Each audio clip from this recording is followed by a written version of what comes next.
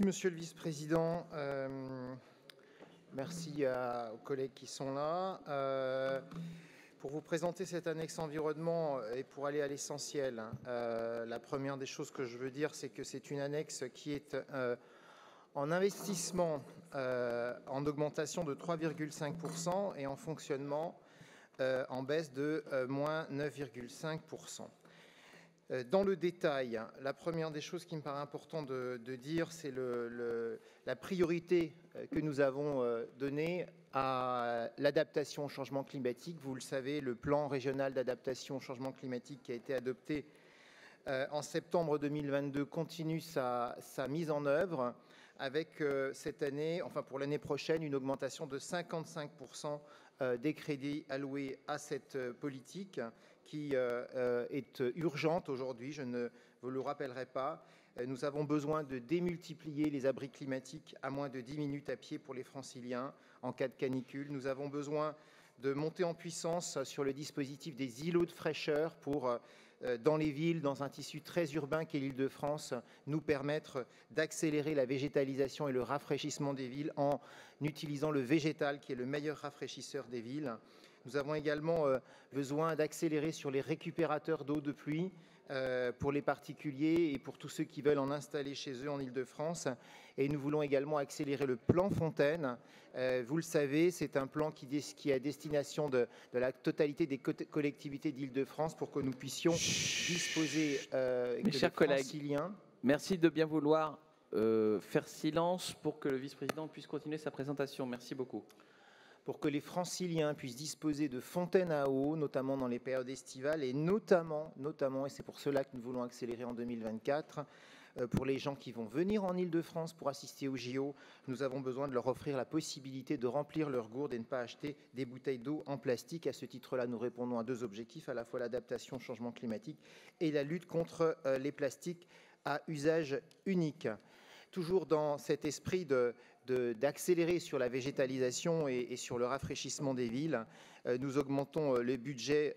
nous augmentons le budget en investissement d'Île-de-France Nature de plus de 30% pour pouvoir mener à bien cette politique de rafraîchissement et d'augmentation des espaces verts en Île-de-France. Nous allons également continuer la mise en œuvre des 5000 hectares de désimperméabilisation et la plantation de 2 millions d'arbres d'ici 2030 pour aller dans le même sens que cette végétalisation dont nous avons besoin et multiplier les plantations d'arbres et la préservation des arbres. C'était un axe important du plan d'adaptation au changement climatique. Tout ceci est inscrit dans le budget l'année prochaine.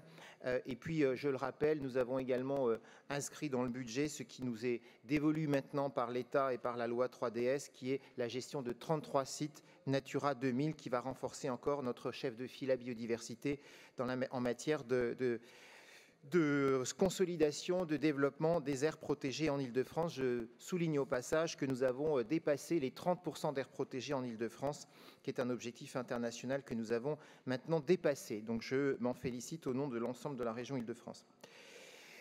Deuxième axe important de la politique de la région, c'est d'ailleurs lié à l'adaptation au changement climatique, c'est notre politique sur le bois et la forêt. Nous avons inscrit en priorité le fait d'accompagner la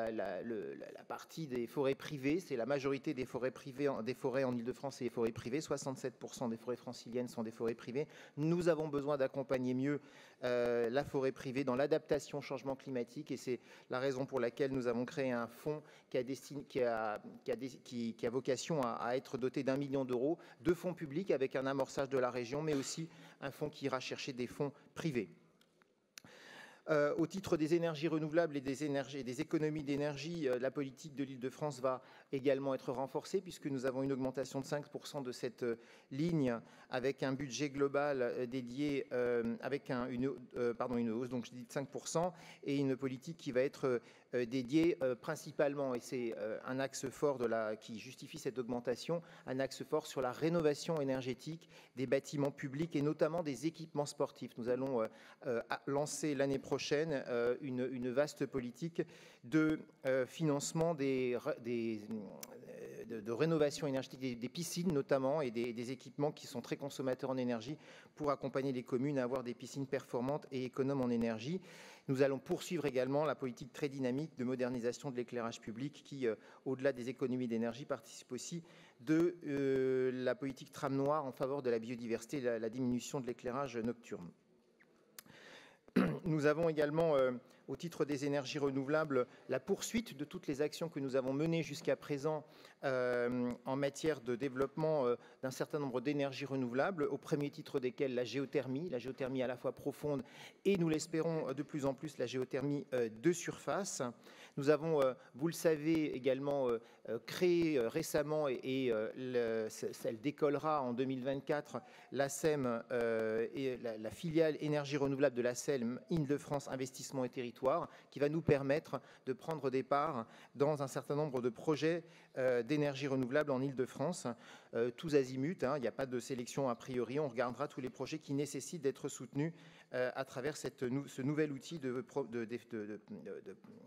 portage des énergies renouvelables en Île-de-France. Nous resterons bien évidemment également sur les réseaux de chaleur, sur la méthanisation et sur le photovoltaïque, et notamment les ombrières de parking que nous allons accompagner plus fortement en 2024. Au titre de l'économie circulaire, nous avons maintenu le budget et nous avons notamment un focus très important que nous allons évidemment déployer sur la mise en œuvre de la collecte obligatoire des biodéchets, comme vous le savez, qui va être obligatoire à partir du 1er janvier 2024.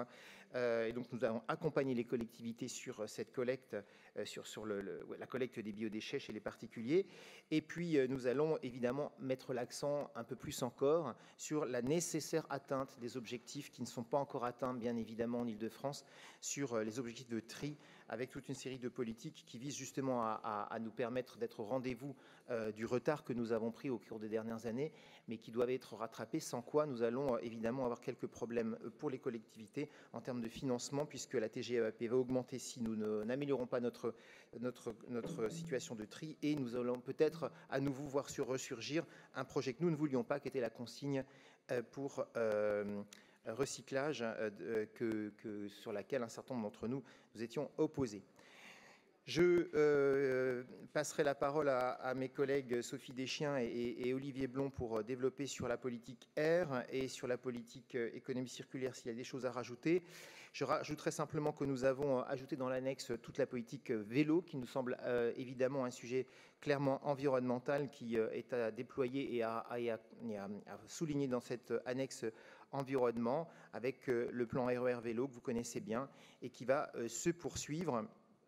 Et puis, je rappelle le dispositif du budget participatif écologique qui connaît un succès toujours grandissant, qui n'a pas de ligne dédiée, puisque vous le savez, le budget participatif va chercher son budget à chaque fois dans les autres lignes de droit commun, mais qui aujourd'hui permet à énormément de franciliens de faire appel aux aides de la région avec un montant de 10 000 € maximum. 3 000 projets lauréats ont été désignés par vote citoyen depuis 2020. Donc ça vous montre à quel point cette politique et cette action a rencontré son public.